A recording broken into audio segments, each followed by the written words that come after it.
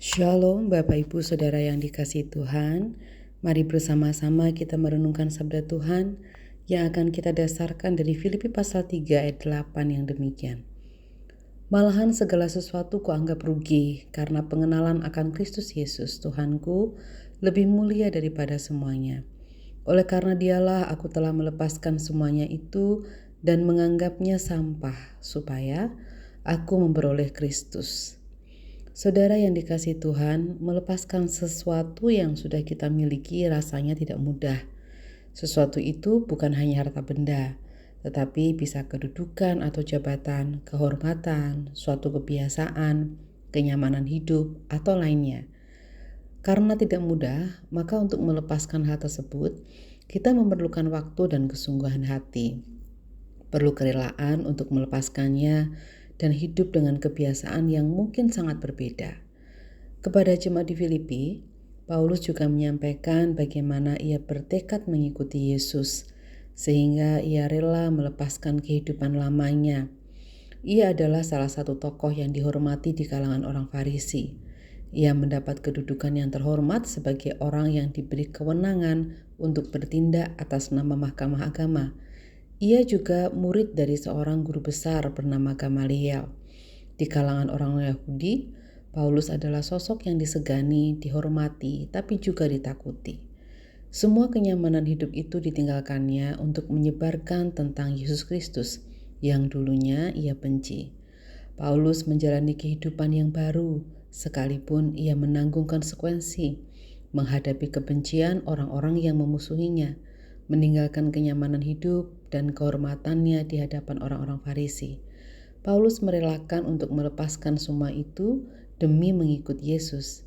Ia berkata dalam Filipi pasal 3 ayat 8, segala sesuatu kuanggap rugi karena pengenalan akan Kristus Yesus Tuhanku lebih mulia daripada semuanya.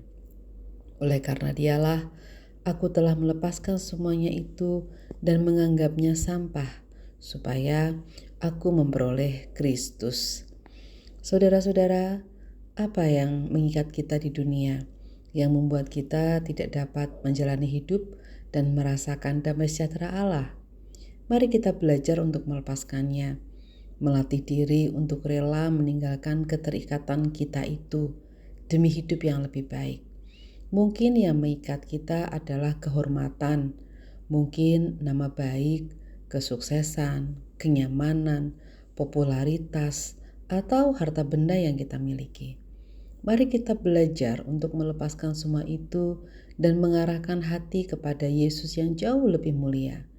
Mari belajar ilmu padi, semakin berisi, semakin merunduk, semakin sukses, semakin rendah hati, semakin dihormati, semakin menghormati orang lain, semakin diberkati, semakin memberkati, semakin populer, semakin ingat bahwa popularitas itu bersifat sementara. Mari kita mengarahkan diri pada Kristus agar damai sejahtera Kristus saja yang memerintah hati kita.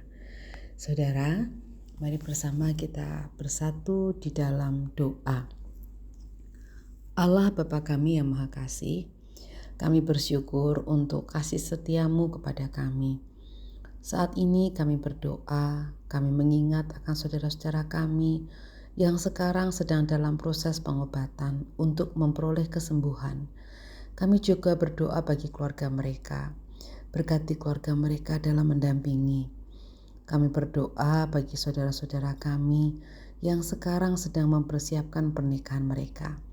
Kami juga berdoa bagi para pelayan Tuhan agar diberikan hikmat sehingga dapat melaksanakan tugas panggilan mereka dengan segala kerendahan hati dan komitmen yang tinggi kepada Tuhan.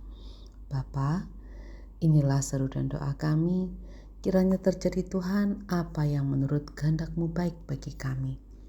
Dalam Tuhan Yesus Kristus kami berdoa. Amin.